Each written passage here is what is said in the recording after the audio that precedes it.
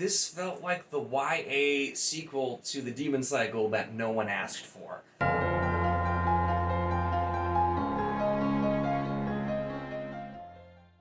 Hello and welcome to my channel.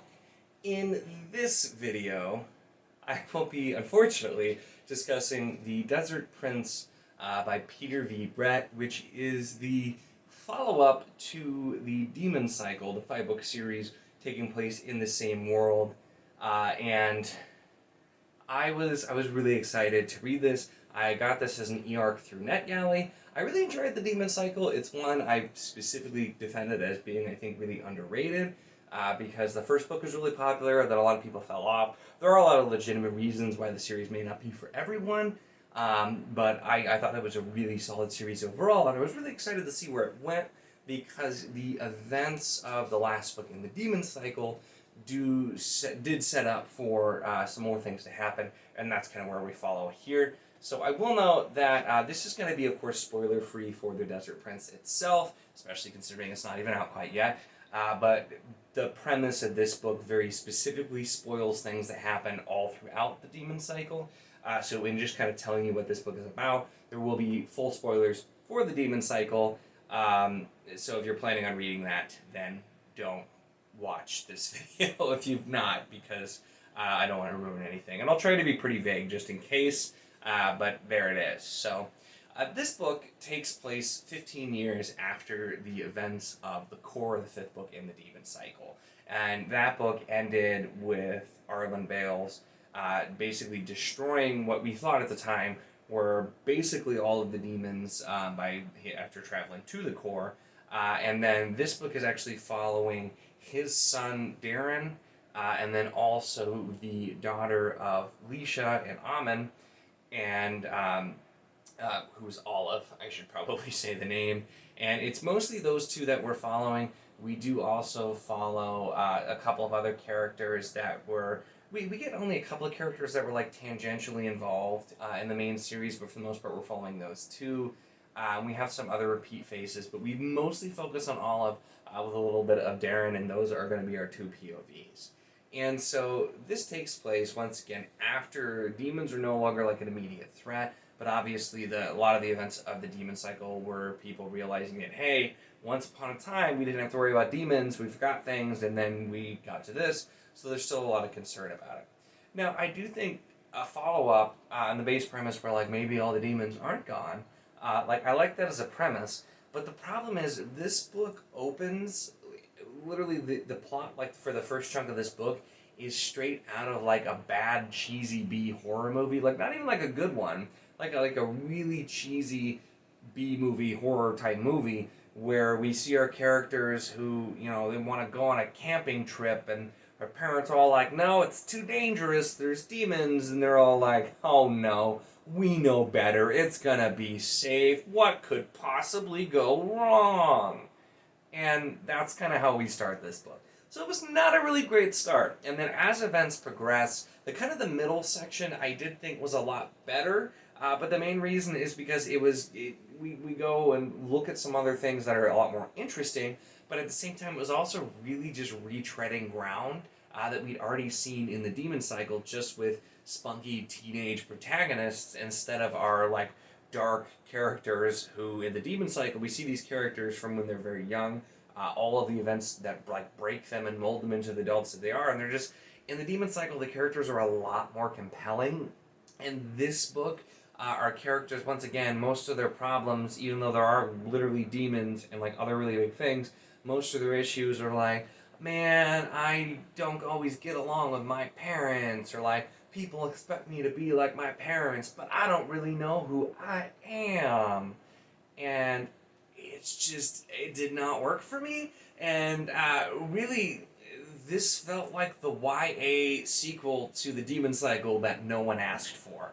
And that's really kind of how it read. It really took away, all of the really dark elements from the original series are taken out. We're following these younger teenage protagonists, and like I said, so much of it is set up. Not even like as a good YA novel is the thing, because I've read some YA that I like, it's not really my thing, but I just don't understand why this is the direction Brett chose to take it. We're just basically getting a watered-down version of things that we've already seen with more annoying characters than we had before. And all of the things that I really enjoyed about the original just aren't really there. We don't really get... I think there would have been a lot more opportunities to see some of these other characters, and more so it's like we're kind of putting everything on the back burner to focus on our younger ones, and it just kind of... The whole thing has that, like, oh, the kids are going to have to save the day because can't trust the adults to do anything kind of feel, and it just did not at all work for me. This really wasn't a terrible novel at all, but like I said, just so much of what it was doing didn't work for me at all.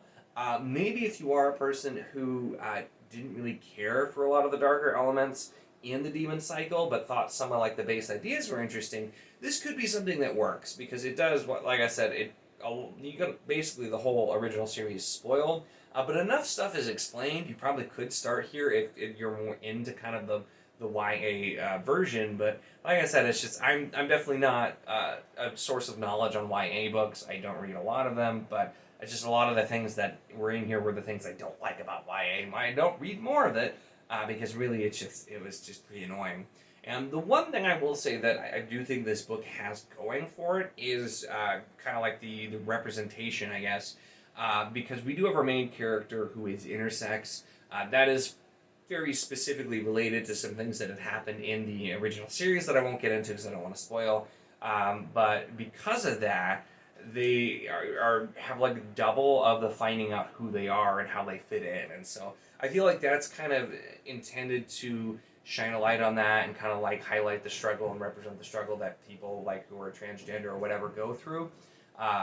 And so I can definitely respect what they were going for there, but it's just, even with that, it's, most of it is just like, I feel like it's just done in a way that's just not very interesting to read, I guess. Like I said, it's just, it's all our characters are teenagers, and they're like, oh, I like this boy, or do I like this girl, or do I like this? And it's just like, horny teenagers are horny teenagers, no matter what the representation is, and that's not something I want to read. I just absolutely don't. And so, like I guess, while I can respect what was being done there and what he was going for, and trying to put that representation in there, and I think that's a good thing to have in books, but it's just, that's one of the few positive things I can really say here. This was absolutely the most disappointing read of the year for me. Once again, because I really enjoyed the original series, and I was pretty excited to get this. This was one of my most anticipated reads when I found out that it was coming out, and then I actually got approved for the eARC version. I was really excited to get into this, and I started reading it, and I even put it down for a while after I got about a quarter of the way through, because I wasn't liking it at all. There wasn't anything to pull me in. And then I read some other books, and then I kept reading, and I was getting almost halfway, and I still didn't really care for it that much. And I just basically pushed myself to finish it, because I knew that if I put it down again, I wasn't going to finish it. And I wanted to give it a shot, because it is an author who I liked his earlier work with the Demon Cycle, and specifically the Demon Cycle as it was going. I really felt like, how on earth is he going to end this series? I was really concerned the ending would be really bad. And he really stuck the landing with the ending of that series. It was done really, really well. So maybe this series will be the same way, because I don't know how many books it's supposed to be, but this is definitely starting a new series. I will most certainly not be continuing, though. This did nothing to draw me in, and the way it ends, while there were some good aspects, the way it sets up for the next book tells me the next book is going to continue a lot of the things that I didn't like about this book and that I don't want to read. And so I'm definitely not going to be continuing with this series, which really makes me sad, because I liked his earlier work. Brad is definitely an author that if he writes other books outside of this world, I would definitely check those out. This just really was not for me at all, and it's, like I said, it just was not an enjoyable book. This got a 2 out of 5 stars for me, which a 2 for me is, I didn't like this, and I'm not going to be continuing. So I didn't hate the book. Like I said, it wasn't a terrible book, but I did not like this at all. I definitely won't be continuing, and it was just extremely, extremely disappointing for me reading this in. It's really just one of those things, like I said, we're taking a world, characters, and none of that was really used.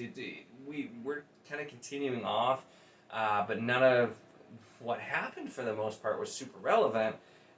besides like the big overarching plot lines, but I just felt like it kind of like was wasted potential with what could have been done with some of the other characters. And maybe if we would have seen some of like the adult characters, the characters we knew, and actually get a little bit more of them, that would have balanced out our teenage characters a little bit more and maybe helped. Because sometimes in a series, I don't want to read about just the young characters. Even like Faithful and the Fallen, for example, all of my favorite characters were the older characters. I didn't like the younger characters nearly as much, and a lot of them grew on me. But I had balanced POVs. I had older characters that I could relate to more, that I enjoyed more, until I got used to and started enjoying the younger characters. And that's something that I think could have helped here. But once again, it seemed to me like, and I don't know if that's specifically how this was being marketed, I didn't say anything that I saw when I looked at it, but it seemed like this is really trying to push it into YA.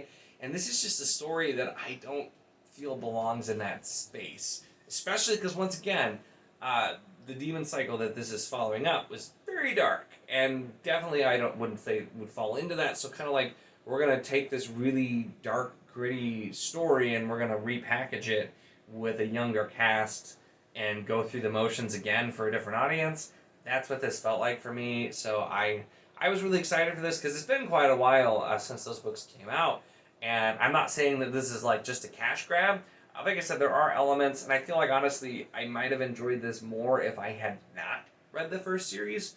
So maybe he's trying to do like a new, or him or his publishers, like a new starting off point for other people who maybe fell out in that series. Because, like I said, the best parts, there were definitely parts that I enjoyed, but at the same time, I'm like, I've seen all this before. I saw characters go through the same thing in the same locations, and it's just, it felt like retreading, or the other parts that weren't retreading, I did not like at all either. So it was kind of like a double-edged sword of, it just cut me either way, no matter the parts that I liked or the parts that I didn't like.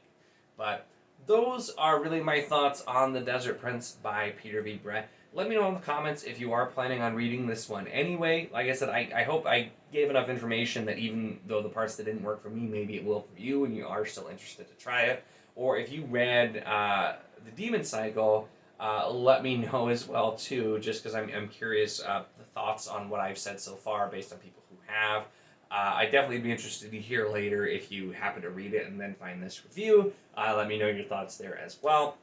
Always interested to hear thoughts and start conversations there. Speaking of conversations, check the link in the description for the Wizardly Duo Discord if you do want to come out there and chat with me or anybody else about basically anything. All kinds of book discussions, other discussions always going on. You guys have a lot of fun.